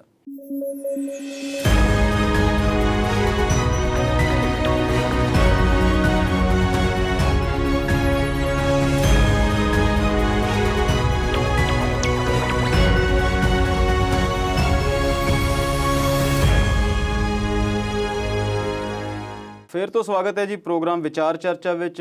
ਕੁਲਦੀਪ ਜੀ, ਅਸੀਂ ਗੱਲ ਕਰਦੇ ਸੀ ਅਫਗਾਨਿਸਤਾਨ ਦੀ। ਜੇ ਪੰਜਾਬ ਵਾਪਸ ਆਈਏ ਤੇ ਇੱਥੇ ਸਹਿਕਾਰੀ ਸਭਾਵਾਂ ਦੇ ਵਿੱਚ ਤੇ ਮਾਰਕਫੈਡ ਦੇ ਵਿੱਚ ਕੁਝ ਰੋਲ ਘਚੋਲਾ ਸ਼ੁਰੂ ਹੋਇਆ, ਕੀ ਗੱਲਬਾਤ ਹੈ ਜੀ? ਮਾਰਕਫੈਡ ਵੈਸੇ ਪੰਜਾਬ ਦੀ ਮਾਣਮੱਤੀ ਸੰਸਥਾ ਹੈ। ਬਿਲਕੁਲ ਜੀ। 1954 ਦੇ ਵਿੱਚ ਕਹਿੰਦੇ ਇਸ ਦੀ ਸ਼ੁਰੂਆਤ ਹੋਈ ਜੀ। ਤੇ 50,000 ਦੇ ਆਸ-ਪਾਸ ਜਿਹੜਾ ਸੀ ਇਹ ਰਕਮ ਲਾ ਕੇ ਇਸ ਨੂੰ ਸ਼ੁਰੂ ਕੀਤਾ ਗਿਆ। ਅੱਛਾ ਜੀ। ਤੇ ਇਸ ਦੇ 13 ਕੁ ਇਸ ਦੇ ਮੈਂਬਰ ਸਨ ਪਹਿਲਾਂ, ਤੇ 3 ਜਾਂ 4 ਇਸ ਦੇ ਮੁਲਾਜ਼ਮ ਸਨ, ਤੇ 1 ਸਾਈਕਲ ਸੀ ਇਹਨਾਂ ਕੋਲ। ਅੱਛਾ ਜੀ। ਅੱਜ ਹਜ਼ਾਰਾਂ ਕਰੋੜਾਂ ਦਾ ਟਰਨਓਵਰ ਇਸ ਕੰਪਨੀ ਦਾ ਜਾਂ ਇਸ ਸਹਿਕਾਰੀ ਸਭਾ ਦਾ ਜਾਂ ਇਸ ਸੰਸਥਾ ਦਾ ਹੈ ਜੀ। ਮਾਰਕਫੈਡ ਨੇ ਆਪਣੇ ਬ੍ਰਾਂਡ ਵੀ ਜਾਰੀ ਕੀਤੇ, ਜਿਸ ਵਿੱਚ ਬਾਸਮਤੀ ਰਾਈਸ ਹੈ, ਘਿਓ ਹੈ, ਕੈਟਲ ਫੀਡ ਹੈ, ਬਹੁਤ ਸਾਰੀਆਂ ਚੀਜ਼ਾਂ। ਸੋਨਾ ਦੇ ਬ੍ਰਾਂਡ ਹੇਠ ਇਹਨਾਂ ਨੇ ਕਾਫੀ ਕੁਝ ਲਾਂਚ ਕੀਤਾ ਜੀ। ਪਰ ਜਿਸ ਤਰੀਕੇ ਨਾਲ ਪੰਜਾਬ ਬ੍ਰੈਡ ਬਾਸਕਟ ਰਿਹਾ ਹੈ ਜੀ ਭਾਰਤ ਦੀ, ਉਸ ਹਿਸਾਬ ਨਾਲ ਜਿਵੇਂ ਤਰੱਕੀ ਮਾਰਕਫੈਡ ਨੂੰ ਕਰਨੀ ਚਾਹੀਦੀ ਸੀ ਉਨੀ ਤਰੱਕੀ ਨਹੀਂ ਹੋਈ। ਦੇਸ਼ ਦੇ ਵਿੱਚ ਕਈ ਹੋਰ ਸੰਸਥਾਵਾਂ ਜੀ, ਜਿਵੇਂ ਸਾਡੀ ਵੇਰਕਾ ਹੈ ਪੰਜਾਬ ਦੀ, ਤੇ ਸਾਡੇ ਸਿਰ ਤੇ ਅਮੂਲ ਨੂੰ ਲਿਆ ਕੇ ਬਿਠਾ ਦਿੱਤਾ ਗਿਆ। ਅੱਜ ਵੇਰਕਾ ਦੇ ਉਹਨੇ ਬੂਥ ਨਹੀਂ ਨਜ਼ਰ ਆਉਂਦੇ ਜਿੰਨੇ ਅਮੂਲ ਦੇ ਤੁਸੀਂ ਵੇਖ ਸਕਦੇ ਹੋ। ਬਿਲਕੁਲ। ਕਿਸੇ ਦੇ ਵਿਰੋਧ ਵਿੱਚ ਨਹੀਂ ਹੈ ਗੱਲ, ਪਰ ਆਪਣੀ ਸੰਸਥਾ ਦਾ ਫੇਲਰ ਜਿਹੜਾ ਮੰਨ ਲੈਣਾ ਚਾਹੀਦਾ ਬਿਲਕੁਲ ਕਿ ਅਸੀਂ ਤਰੱਕੀ ਕਿਉਂ ਨਹੀਂ ਕੀਤੀ। ਮਾਰਕਫੈਡ ਦੇ ਅੱਗੇ ਵਧਾਉਣ ਦੇ ਵਿੱਚ ਕਈਆਂ ਵਿਅਕਤੀਆਂ ਨੇ ਆਪਣੇ ਤੌਰ ਦੇ ਵਿੱਚ ਯੋਗਦਾਨ ਪਾਇਆ। ਜੀ। ਮਾਰਕਫੈਡ ਨੂੰ ਖਰੀਦ ਏਜੰਸੀ ਵੀ ਬਣਾਇਆ ਗਿਆ, ਜੀ। ਜੋ ਫਸਲਾਂ ਖਰੀਦਦੀ ਸੀ ਮੰਡੀਆਂ ਦੇ ਵਿੱਚੋਂ, ਮਾਰਕਫੈਡ ਨੇ ਖਰੀਦ ਕਰਨੀ ਵੀ ਸ਼ੁਰੂ ਕੀਤੀ। ਮਾਰਕਫੈਡ ਦਾ ਅੱਜ ਹਜ਼ਾਰਾਂ ਕਰੋੜਾਂ ਦਾ ਜਿਹੜਾ ਇਹ ਲੈਣ ਦੇਣ ਹੈ ਉਹ ਕਿਸੇ ਹਿਸਾਬ ਨਾਲ ਚੱਲ ਰਿਹਾ ਹੈ। ਇਸ ਵਾਰੀ ਥੋੜਾ ਜਿਹਾ ਮਾਰਕਫੈਡ ਨੂੰ ਫੇਰ ਵਾਧੂ ਕੰਮ ਕਰਨਾ ਪਿਆ। ਜੀ। ਉਹਦੀ ਗੱਲ ਬਾਅਦ ਚ ਕਰਦੇ ਹਾਂ। ਪ੍ਰਕਾਸ਼ ਸਿੰਘ ਬਾਦਲ ਦਾ ਜ਼ਿਕਰ ਇੱਥੇ ਆਉਂਦਾ ਹੈ। ਜੀ। ਜਦੋਂ ਪੰਜਾਬ ਦੇ ਵਿੱਚ ਕੰਬਾਈਨਾਂ ਦਾ ਰਿਵਾਜ ਨਹੀਂ ਸੀ, ਹਾਰਵੈਸਟਰ ਕੰਬਾਈਨਾਂ ਕਣਕ ਦੀ ਕਟਾਈ ਵਾਸਤੇ, ਲੋਕ ਆਮ ਤੌਰ ਤੇ ਮਹਿੰਗੀਆਂ ਕੰਬਾਈਨਾਂ ਸਨ ਤੇ ਲੈ ਕੇ ਰਾਜੀ ਕੋਈ ਨਹੀਂ ਸੀ, ਤੇ ਨਾ ਜ਼ਿਮੀਂਦਾਰ ਉਸ ਨਾਲ ਕੋਈ ਉਹਨਾਂ ਨੂੰ ਜਾਣਕਾਰੀ ਸੀ ਕਿ ਇਸ ਤੇ ਕਿਵੇਂ ਹੋਵੇਗਾ, ਸਾਡਾ ਨੁਕਸਾਨ ਨਾ ਹੋ ਜਾਏ, ਤੂੜੀ ਦਾ ਮਸਲਾ, ਹੋਰ ਸਾਰੀਆਂ ਗੱਲਾਂ। ਤੇ ਕਹਿੰਦੇ ਪੰਜਾਬ ਟਰੈਕਟਰ ਲਿਮਟਿਡ ਜੋ ਸਵਰਾਜ ਟਰੈਕਟਰ ਬਣਾਉਂਦੀ ਕੰਪਨੀ, ਜੀ, ਉਹ ਸਰਕਾਰੀ ਕੰਪਨੀ ਸੀ ਪੰਜਾਬ ਦੀ। ਬਿਲਕੁਲ। ਪੰਜਾਬ ਟਰੈਕਟਰ ਲਿਮਟਿਡ ਨੂੰ ਹੁਕਮ ਦਿੱਤਾ ਕਿ ਤੁਸੀਂ ਲੈ ਕੇ ਆਓ, ਬਾਹਰੋਂ ਡਿਜ਼ਾਈਨ ਲੈ ਕੇ ਆਓ ਕੰਬਾਈਨ ਦਾ, ਤੇ ਸਵਰਾਜ ਬ੍ਰਾਂਡ ਦੇ ਹੇਠ ਉਹਨਾਂ ਨੇ ਕੰਬਾਈਨਾਂ ਲੈਂਦੀਆਂ ਤੇ ਫਿਰ ਉਹਨਾਂ ਨੂੰ ਖਰੀਦੇ ਕੋਈ ਨਾ, ਕਿਉਂਕਿ ਮਹਿੰਗੀਆਂ ਸਨ ਸਮੇਂ ਦੇ ਹਿਸਾਬ ਨਾਲ, ਪੁਰਾਣੀ ਗੱਲ ਹੈ। ਫਿਰ ਮਾਰਕਫੈਡ ਨੂੰ ਕੰਬਾਈਨਾਂ ਉਹ ਦਿੱਤੀਆਂ ਗਈਆਂ ਖਰੀਦ ਕੇ ਖੁਦ। ਮਾਰਕਫੈਡ ਨੇ ਉਹਨਾਂ ਕੰਬਾਈਨਾਂ ਦੇ ਉੱਪਰ ਆਪਣੇ ਡਰਾਈਵਰ, ਫੋਰਮੈਨ, ਇੱਕ ਮੁਨਸ਼ੀ ਰੱਖ ਕੇ ਅਸੀਂ ਉਹ ਕੰਬਾਈਨਾਂ ਨਾਲ ਜਾ ਕੇ ਲੋਕਾਂ ਦੇ ਖੇਤਾਂ ਵਿੱਚ ਕਣਕ ਕੱਟੀ। ਕਈ ਸਾਲ ਇਹ ਸਿਸਟਮ ਚੱਲਦਾ ਰਿਹਾ। ਜੀ। ਹੌਲੀ ਹੌਲੀ ਉਹ ਸਿਸਟਮ ਤੇ ਬੰਦ ਹੋ ਗਿਆ, ਪਰ ਲੋਕਾਂ ਨੂੰ ਜਿਹੜੀ ਸੀ ਕੰਬਾਈਨਾਂ ਦੀ ਆਦਤ ਪੈ ਗਈ। ਜੀ। ਇੱਕ ਰੈਵੋਲੂਸ਼ਨ ਆਈ ਪੰਜਾਬ ਵਿੱਚ। ਬਿਲਕੁਲ। ਇਸ ਦਾ ਸਿਰ ਕਿਸੇ ਸਿਰ ਵੀ ਬੰਨ੍ਹ ਦਿਓ, ਜਿਨ੍ਹਾਂ ਨੇ ਮਿਹਨਤ ਕੀਤੀ ਹੈ, ਜਿਹਨੇ ਸੋਚ ਲਿਆਂਦੀ ਹੈ, ਰੱਖੀ ਹੈ, ਸਾਰਿਆਂ ਨੂੰ ਮਿਲਦਾ ਹੈ। ਦੇਖੋ, ਸਹਿਕਾਰਤਾ ਦੀ ਜਿਹੜੀ ਜ਼ਰੂਰਤ ਹੈ ਉਹ ਪੰਜਾਬ ਵਰਗੇ ਸੂਬੇ ਨੂੰ ਤੇ ਬਹੁਤ ਜ਼ਿਆਦਾ ਹੈ। ਮੈਂ ਉਹੀ ਗੱਲ ਕਰ ਰਿਹਾ, ਮਾਰਕਫੈਡ ਫੇਰ ਵੀ ਉਸ ਲੈਵਲ ਦੀ ਨਹੀਂ ਬਣ ਸਕੀ, ਪਰ ਇਸ ਵਾਰੀ ਕਣਕ ਦੇ ਖਰੀਦ ਸੀਜ਼ਨ ਵਿੱਚ ਮਾਰਕਫੈਡ ਨੂੰ ਵਾਧੂ ਮਿਹਨਤ ਕਰਨੀ ਪਈ ਹੈ। ਜੀ। FCI ਸਾਡੀ ਕੇਂਦਰੀ ਖਰੀਦ ਏਜੰਸੀ, ਉਹ ਕਹਿੰਦੇ ਆਹ ਦੇਖੋ ਜੀ, ਸਾਡੇ ਹੱਥ ਜੋੜੇ, ਉਹਦੇ ਫਿਰ ਸਾਨੂੰ ਵੱਡੇ ਆਕਾਵਾਂ ਦਾ ਹੁਕਮ ਹੈ ਕਿ ਅਸੀਂ ਕਣਕ ਨਹੀਂ ਮੰਨਦੇ, ਆਕਾ ਨਹੀਂ ਨਾ ਮੰਨਦੇ ਜੀ। ਪੰਜਾਬ ਦੇ 8-9 ਜ਼ਿਲ੍ਹਿਆਂ ਦੇ ਵਿੱਚ ਇੱਕ ਦਾਣਾ ਵੀ ਕਣਕ ਦਾ ਨਹੀਂ ਖਰੀਦਿਆ। ਬਿਲਕੁਲ। ਪਰ ਮਾਰਕਫੈਡ, ਪਨਸਪ ਤੇ ਹੋਰ ਪੰਜਾਬ ਦੀਆਂ ਏਜੰਸੀਆਂ ਨੇ ਤੇ ਕਿਤੇ FCI ਨੇ ਕਣਕ ਦੀ ਖਰੀਦ ਕੀਤੀ, ਤੇ ਅਜੇ ਤੱਕ ਜਿਹੜੇ ਨੇ ਹੁਣ ਮੰਡੀਆਂ ਵਿਹਲੀਆਂ ਹੋਈਆਂ ਨੇ, ਨਹੀਂ ਤੇ ਗੋਦਾਮਾਂ ਦੇ ਵਿੱਚ ਕਣਕ ਪਹੁੰਚਣ ਤੋਂ ਪਹਿਲਾਂ ਮੰਡੀਆਂ ਵਿੱਚ ਅਜੇ ਤੱਕ ਕਣਕ ਪਈ ਸੀ, ਬਾਰਦਾਨਾ ਨਹੀਂ ਮਿਲਿਆ, ਬਹੁਤ ਕੁਝ ਹੋਇਆ। ਬਿਲਕੁਲ। ਕਦੀ ਇਸ ਤਰ੍ਹਾਂ ਹੋਈ ਨਹੀਂ ਸੀ, ਪਰ ਮਾਰਕਫੈਡ ਨੂੰ ਅਗਾਂਹ ਹੋ ਕੇ ਕੰਮ ਕਰਨਾ ਪਿਆ, ਔਰ ਉਹਨਾਂ ਨੇ ਕੀਤਾ। ਲੋਕਾਂ ਨੂੰ ਪੇਮੈਂਟਾਂ ਵੀ ਦਿੱਤੀਆਂ ਨੇ, ਆੜ੍ਹਤੀਆਂ ਦੇ ਥਰੂ ਦਿੱਤੀਆਂ ਨੇ। ਸ਼ਾਬਾਸ਼ ਹੈ ਸਾਰਿਆਂ ਦਾ, ਉਹਨਾਂ ਨੇ ਮਾਣ ਰੱਖਿਆ। ਜੀ। ਚੰਗੀ ਗੱਲ ਹੈ। ਪੰਜਾਬ ਸਰਕਾਰ ਨੇ ਵੀ ਇਸ ਪ੍ਰਤੀ ਮਿਹਨਤ ਕੀਤੀ ਹੈ। ਬਿਲਕੁਲ। ਭਾਵੇਂ ਔਖੇ ਹੋਏ ਨੇ, ਕਿਉਂਕਿ ਕੇਂਦਰ ਨੇ ਆਪਣੇ ਪੈਰ ਪਿਛਾਂ ਖਿੱਚ ਲਏ। ਹੁਣ ਮਾਰਕਫੈਡ ਤੋਂ ਹੁਣ ਜਿਹੜਾ ਥੋੜਾ ਜਿਹਾ ਸਹਿਕਾਰੀ ਸਭਾਵਾਂ ਵਾਲਾ ਸਿਸਟਮ ਜਿਹੜਾ ਹੈ, ਤੁਸੀਂ ਇਸ ਦੀ ਗੱਲ ਜਾਣਦੇ ਹੋ ਕਿ ਕੇਂਦਰੀ ਸਹਿਕਾਰਤਾ ਮੰਤਰੀ ਦੇ ਬਾਰੇ ਇੱਕ ਨਵਾਂ ਮਹਿਕਮਾ ਬਣਾ ਕੇ ਵੀ ਗੱਲਬਾਤ ਚੱਲ ਰਹੀ ਹੈ। ਬਿਲਕੁਲ ਜੀ। ਜਿਵੇਂ ਤੁਸੀਂ ਹੁਣ ਗੱਲ ਕੀਤੀ ਕਿ ਪੰਜਾਬ ਨੂੰ ਤੇ ਸਭ ਤੋਂ ਵੱਧ ਲੋੜ ਸੀ। ਬਿਲਕੁਲ। ਪੰਜਾਬ ਵਿੱਚ ਬਣਾਈਆਂ ਗਈਆਂ ਸਹਿਕਾਰੀ ਸੁਸਾਇਟੀਆਂ ਬਣਾਈਆਂ ਗਈਆਂ, ਸਭਾਵਾਂ ਬਣਾਈਆਂ ਗਈਆਂ। ਬਿਲਕੁਲ। 2-3-4 ਪਿੰਡਾਂ ਦਾ ਨਿਊਕਲੀਅਸ ਇੱਕ ਬਣਾ ਕੇ ਇਕੱਠੇ ਕਰਕੇ ਤੇ ਫਿਰ ਉਹਨਾਂ ਨੂੰ ਜਿਹੜਾ ਸੀ ਲੋਕਾਂ ਨੂੰ ਉਸ ਦਾ ਕੰਟਰੋਲ ਦਿੱਤਾ ਗਿਆ। ਪਰ ਵੱਡੇ ਵੱਡੇ ਘਪਲੇ ਵੀ ਹੋਏ ਜੀ, ਤੇ ਬਹੁਤ ਸਾਰੀਆਂ ਸੁਸਾਇਟੀਆਂ ਜਿਹੜੀਆਂ ਸੀ ਫੇਲ ਹੋ ਗਈਆਂ, ਪਰ ਕਾਫੀ ਜਿਹੜੀਆਂ ਸੀ ਸੁਸਾਇਟੀਆਂ ਉਹ ਚੰਗੀਆਂ ਵੀ ਰਹੀਆਂ। ਪੰਜਾਬ ਦੇ ਵਿੱਚ ਇਸ ਵੇਲੇ ਕਾਫੀ ਸਾਰੀਆਂ ਸੁਸਾਇਟੀਆਂ ਜਿਹੜੀਆਂ ਨੇ ਉਹ ਪ੍ਰੋਫਿਟੇਬਲ ਦੱਸੀਆਂ ਜਾ ਰਹੀਆਂ ਨੇ, ਜਿਨ੍ਹਾਂ ਵਿੱਚੋਂ ਕੁਝ ਇੱਕ ਤਾਂ ਬਹੁਤ ਹੀ ਵਧੀਆ ਨੇ। ਬਿਲਕੁਲ। ਕਈਆਂ ਨੇ ਤਾਂ ਏਸ਼ੀਆ ਪੱਧਰ ਤੇ ਨਾਮ ਨਾ ਖੱਟਿਆ ਜੀ। ਨਾਮ ਨਾ ਖੱਟਿਆ ਜੀ। ਕਈ ਅੱਜ ਬਹੁਤ ਮਿਹਨਤ ਕਰ ਰਹੇ ਨੇ, ਚੰਗੇ ਸੁਹਿਰਦ ਤਰੀਕੇ ਨਾਲ ਚਲਾਇਆ ਜਾ ਰਿਹਾ ਉਹਨਾਂ ਨੂੰ। ਜੀ। ਹੁਣ ਸਰਕਾਰ ਨੇ ਇੱਕ ਥੋੜਾ ਜਿਹਾ ਹੁਕਮ ਚਾੜ ਦਿੱਤਾ ਉਹਨਾਂ ਨੂੰ ਕਿ ਤੁਸੀਂ ਖਾਦ ਦੀ ਜਿਹੜੀ ਫਰਟੀਲਾਈਜ਼ਰ ਖਰੀਦਣਾ ਹੈ ਜੀ, ਉਹ ਤੁਸੀਂ ਮਾਰਕਫੈਡ ਦੇ ਥਰੂ ਸਾਰਾ ਖਰੀਦੋ। ਅੱਛਾ ਜੀ। ਹੁਣ ਸੁਸਾਇਟੀਆਂ ਨੂੰ ਜਦੋਂ ਕਹਿੰਦੇ ਨੇ ਕਿ ਜੇ ਪ੍ਰਤੀ ਸੁਸਾਇਟੀ ਦੇ ਹਿਸਾਬ ਨਾਲ ਉਹਨੂੰ ਲਾ ਲਿਆ ਜਾਵੇ, ਥੋੜਾ ਜਿਹਾ ਰੇਟ ਵੱਧਦਾ ਹੈ ਮਾਰਕਫੈਡ ਦਾ, ਜੀ ਯੂਰੀਏ ਦਾ ਜਾਂ DAP ਦਾ ਜਾਂ ਕਿਸੇ ਹੋਰ ਫਰਟੀਲਾਈਜ਼ਰ ਦਾ, ਤੇ ਮਾਰਕਫੈਡ ਨੂੰ ਚਾਲੂ ਰੱਖਣ ਲਈ ਜ਼ਰੂਰੀ ਵੀ ਹੈ ਕਿ ਉਹਨਾਂ ਨੂੰ ਇਸ ਸਿਸਟਮ ਦੇ ਵਿੱਚੋਂ ਲਗਾਇਆ ਜਾਵੇ। ਮਾਰਕਫੈਡ ਵਾਲੇ ਦਿੰਦੇ ਤੇ ਹਨ ਇਹ ਚੀਜ਼ਾਂ। ਬਿਲਕੁਲ। ਹੁਣ ਮਾਰਕਫੈਡ ਕਿਵੇਂ ਉਹਨਾਂ ਨੂੰ ਪ੍ਰਦਾਨ ਕਰੇਗਾ, ਜੋ NFL ਤੋਂ ਜਾਂ IFCO ਤੋਂ ਆਉਂਦਾ ਹੈ, ਸਾਰੀ ਚੀਜ਼ਾਂ ਮਾਰਕਫੈਡ ਦੇ ਥਰੂ ਕਿਵੇਂ ਆਉਣਗੀਆਂ? ਚਲੋ ਸਿਸਟਮ ਤੇ ਮੌਜੂਦ ਹੈ ਜੀ, ਪਰ ਸੁਸਾਇਟੀਆਂ ਜਿਹੜੀਆਂ ਬਾਕੀ ਜਿੱਥੋਂ ਮਰਜ਼ੀ ਖਰੀਦ ਲੈਂਦੀਆਂ ਸੀ ਜਾਂ IFCO ਤੋਂ ਲੈਂਦੀਆਂ ਸੀ, ਉਸ ਨਾਲੋਂ ਰੇਟ ਦਾ ਥੋੜਾ ਬਹੁਤਾ ਫਰਕ ਕੁਛ ਰੁਪਈਆਂ ਦਾ ਜਿਹੜਾ ਹੈ 10 ਰੁਪਏ ਤੋਂ ਵੀ ਘੱਟ ਜਿਹੜਾ ਪੈ ਸਕਦਾ ਹੈ ਜੀ।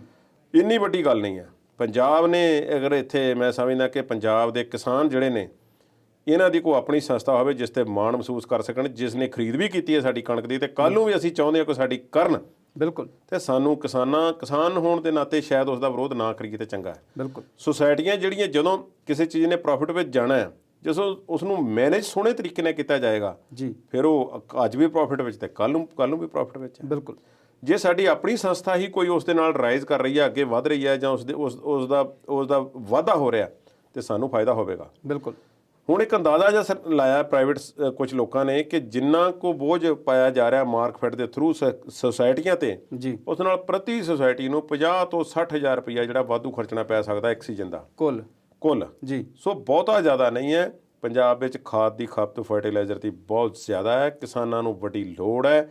ਜੇ ਮਾਰਕਫੈਡ ਉਹਨਾਂ ਨੂੰ ਦੇ ਸਕਦੀ ਹੈ, ਪ੍ਰੋਵਾਈਡ ਕਰ ਸਕਦੀ ਹੈ, ਕੁਛ ਬੋਝ ਮਾਰਕਫੈਡ ਝੱਲ ਲਵੇ, ਕੁਛ ਜਿਹੜਾ ਸੁਸਾਇਟੀਆਂ ਝੱਲਣ, ਕਿਸਾਨਾਂ ਨੂੰ ਸਹੀ ਮੁੱਲ ਤੇ ਸਹੀ ਸਮੇਂ ਤੇ ਵਧੀਆ ਖਾਦ ਜਿਹੜੀ ਆ ਫਰਟੀਲਾਈਜ਼ਰ ਮਿਲ ਜਾਵੇ, ਦਵਾਈਆਂ ਮਿਲ ਜਾਣ, ਤੇ ਹੋਰ ਲੈਣਾ ਕੀ ਹੈ। ਤੇ ਉਹ ਸੁਸਾਇਟੀਆਂ ਤੇ ਉਹਨਾਂ ਨੂੰ ਕ੍ਰੈਡਿਟ ਦਾ ਵੀ ਸਿਸਟਮ ਦਿੰਦੀਆਂ ਨੇ ਕਿਉਂਕਿ ਸੁਸਾਇਟੀ ਦੇ ਮੈਂਬਰ ਹੁੰਦੇ ਨੇ ਕਿਸਾਨ। ਤੇ ਦੂਸਰੀ ਗੱਲ ਜਿਹੜੀ ਤੁਸੀਂ ਦੱਸੀ ਉਹ ਜ਼ਿਆਦਾ ਜ਼ਰੂਰੀ ਆ ਕਿ ਕੱਲ੍ਹ ਨੂੰ ਜੇ ਕੇਂਦਰ ਦੀਆਂ ਏਜੰਸੀਆਂ ਨਹੀਂ ਵੀ ਤੁਹਾਡਾ ਸਾਹ ਭਰਦੀਆਂ, ਤੁਹਾਡੀ ਆਪਣੀ ਏਜੰਸੀ ਜੇ ਤਾਕਤਵਰ ਹੋਵੇਗੀ, ਉਨੀ ਸક્ષਮ ਹੋਵੇਗੀ, ਤੇ ਸਾਡੇ ਲਈ ਕੰਮ ਸੌਖਾ ਰਹੇਗਾ।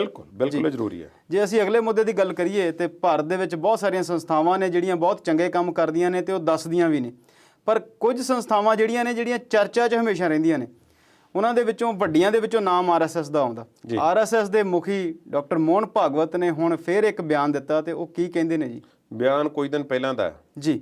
ਬਿਆਨ ਦੇ ਵਿੱਚ ਉਹਨਾਂ ਨੇ ਇੱਕ ਜਿਹੜਾ RSS ਦਾ ਮੁਸਲਿਮ ਵਿੰਗ ਹੈ, ਇਸਲਾਮਿਕ ਵਿੰਗ ਹੈ, ਉਸ ਦੇ ਵਿੱਚ ਕੋਈ ਸਮਾਗਮ 'ਚ ਬੋਲ ਰਹੇ ਸੀ। ਉਹ ਕਹਿੰਦੇ ਨੇ ਕਿ ਇਹ ਸਾਡਾ ਦੇਸ਼ ਬੜਾ ਪੁਰਾਣਾ ਪ੍ਰਾਚੀਨ ਸੱਭਿਅਤਾ ਹੈ ਜੀ, ਤੇ ਹਿੰਦੂਆਂ ਤੇ ਮੁਸਲਮਾਨਾਂ ਦਾ DNA ਸਾਂਝਾ ਹੈ ਜੀ। ਇਹ DNA ਲਫ਼ਜ਼ ਉਹਨਾਂ ਨੇ ਜਿਹੜਾ ਵਰਤਿਆ ਹੈ, ਇਸ ਨੂੰ ਥੋੜ੍ਹਾ ਜਿਹਾ ਘੋਖਣਾ ਬਣਦਾ ਹੈ ਜੀ। ਹਾਲਾਂਕਿ ਰਾਜਨੀਤਿਕ ਆਗੂਆਂ ਨੇ, ਵਿਰੋਧੀ ਪਾਰਟੀਆਂ ਨੇ ਉਸ ਦੀ ਪਰਿਭਾਸ਼ਾ ਜਿਹੜੀ ਆ ਹੋਰ ਤਰੀਕੇ ਨਾਲ ਲਈ ਹੈ। ਬਿਲਕੁਲ। ਅਸੀਂ ਉੱਧਰ ਨੂੰ ਨਹੀਂ ਜਾਂਦੇ ਜੀ, ਅਸੀਂ ਆਪਣੇ ਤਰੀਕੇ ਨਾਲ ਥੋੜ੍ਹਾ ਜਿਹਾ ਇਸ ਦਾ ਵਿਸ਼ਲੇਸ਼ਣ ਕਰਨ ਦਾ ਯਤਨ ਕਰਦੇ ਹਾਂ ਜੀ। ਹੁਣ ਉਹਨਾਂ ਨੇ ਇਹ ਤਾਂ ਕਿਹਾ ਨਹੀਂ ਕਿ ਸਾਡਾ ਖੂਨ ਸਾਂਝਾ ਹੈ। ਬਿਲਕੁਲ। ਉਹਨਾਂ ਕਿਹਾ DNA ਸਾਂਝਾ ਹੈ ਜੀ। ਖੂਨ ਦੇ ਗਰੁੱਪ ਵੀ ਵੱਖੋ-ਵੱਖ ਹੁੰਦੇ ਨੇ ਜੀ, ਪਰ DNA ਜਦੋਂ ਸਾਂਝਾ ਅਸੀਂ ਕਹਿੰਦੇ ਆ, ਉਸ ਦਾ ਮਤਲਬ ਸਾਡਾ ਹੈ ਕਿ ਸਾਡਾ ਬਾਪ ਇੱਕ ਹੈ ਜੀ। ਬਾਪ ਦਾ ਟੈਸਟ ਜਿਹੜਾ ਸੀ, ਇੱਕ ਸਾਡੇ ਕਾਂਗਰਸ ਦੇ ਵੱਡੇ ਆਗੂ ND ਤਿਵਾੜੀ ਦਾ ਬੜਾ ਮਸ਼ਹੂਰ ਹੋਇਆ ਸੀ ਜੀ। ਬਿਲਕੁਲ। ਔਰ ਇੱਕ ਲੜਕੇ ਨੂੰ ਜਿਸ ਨੂੰ ਉਹ ਆਪਣਾ ਬੇਟਾ ਮੰਨਣ ਤੋਂ ਇਨਕਾਰੀ ਸੀ, ਅਖੀਰ ਉਹਨਾਂ ਨੂੰ ਮੰਨਣਾ ਪਿਆ ਸੀ ਜੀ। DNA ਦਾ ਰਿਪੋਰਟ ਆ ਗਈ ਸੀ, ਤੇ ਫਿਰ ਉਹਨਾਂ ਨੇ ਮੰਨ ਲਿਆ ਕਿ ਮੇਰਾ ਬੇਟਾ ਹੈ ਜੀ। ਹੁਣ ਇਸ ਲਿਹਾਜ਼ ਨਾਲ ਜੇ ਸੋਚਿਆ ਜਾਵੇ ਤਾਂ ਫਿਰ ਉਹ ਵਿਰੋਧੀ ਪਾਰਟੀਆਂ ਵੱਲੋਂ ਜਾਂ ਵਿਰੋਧੀ ਧਿਰਾਂ ਵੱਲੋਂ ਜਾਂ ਵਿਰੋਧੀ ਲੋਕਾਂ ਵੱਲੋਂ ਜਿਹੜੇ ਹਮਲੇ ਕੀਤੇ ਜਾ ਰਹੇ ਨੇ ਉਹ ਜਾਇਜ਼ ਜਾਪਦੇ ਨੇ ਜੀ। ਹੁਣ ਉਹਨਾਂ ਨੇ ਕੀ ਕਿਹਾ ਵਿਰੋਧੀਆਂ ਨੇ ਜੀ? ਉਹ ਕਹਿੰਦੇ ਕਿ DNA ਦੀ ਜਦੋਂ ਤੁਸੀਂ ਗੱਲ ਕਰਦੇ ਹੋ, ਹਿੰਦੂਆਂ ਤੇ ਮੁਸਲਮਾਨਾਂ ਦਾ DNA ਸਾਂਝਾ ਹੈ, ਚਲੋ ਮੰਨ ਲੈਂਦੇ ਆ, ਫਿਰ ਲਵ ਜਿਹਾਦ ਤੇ ਸਾਨੂੰ ਇੱਕ UP ਦੇ ਵਿੱਚ ਕਾਨੂੰਨ ਬਣਾਉਣ ਦੀ ਕੀ ਲੋੜ ਪੈ ਗਈ? ਬਿਲਕੁਲ।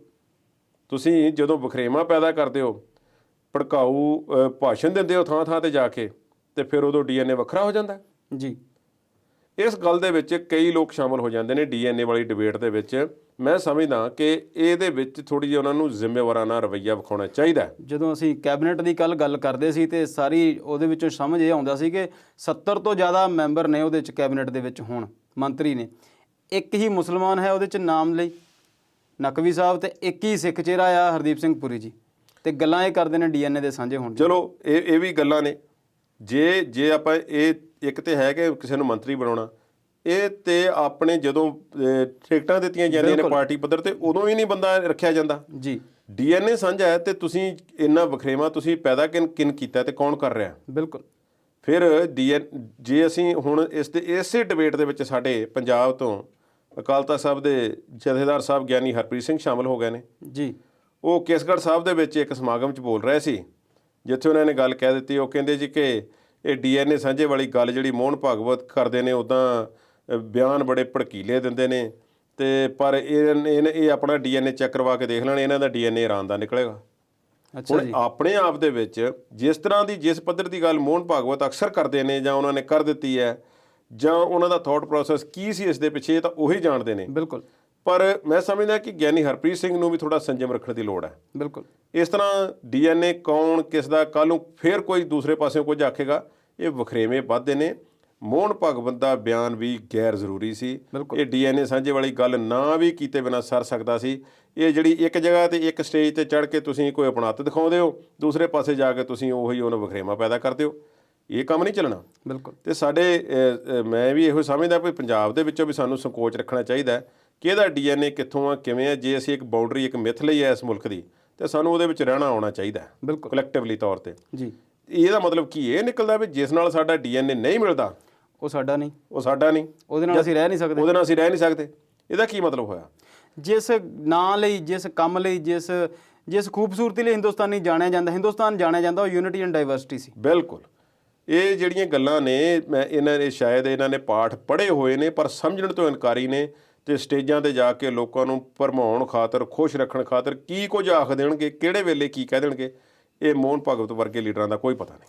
ਇਹ ਜੋ ਬੋਲਦੇ ਨੇ ਜਦੋਂ ਕਿਸੇ ਖਾਸ ਸਟੇਜ ਤੇ ਜਾਂਦੇ ਨੇ, ਉਦੋਂ ਇਹ ਸਿਰਫ ਆਪਣੀ ਜਿਹੜੀ ਦਿੱਖ ਆ ਉਹਨੂੰ ਸੈਕੂਲਰ ਬਣਾਉਣ ਲਈ ਕੋਸ਼ਿਸ਼ ਕਰਦੇ ਨੇ, ਅਦਰਵਾਈਜ਼ ਇਹ ਸੈਕੂਲਰ ਹੀ ਨੇ। ਬਿਲਕੁਲ ਜੀ। ਅੱਜ ਦਾ ਵਿਚਾਰ ਚਰਚਾ ਇੰਨਾ ਹੀ ਸੀ। ਅਗਲੀ ਵਾਰ ਕੁਝ ਹੋਰ ਮੁੱਦੇ ਲੈ ਕੇ ਹਾਜ਼ਰ ਹੋਵਾਂਗੇ। ਤਦ ਤੱਕ ਲਈ ਦਿਓ ਇਜਾਜ਼ਤ। ਸਤਿ ਸ਼੍ਰੀ ਅਕਾਲ।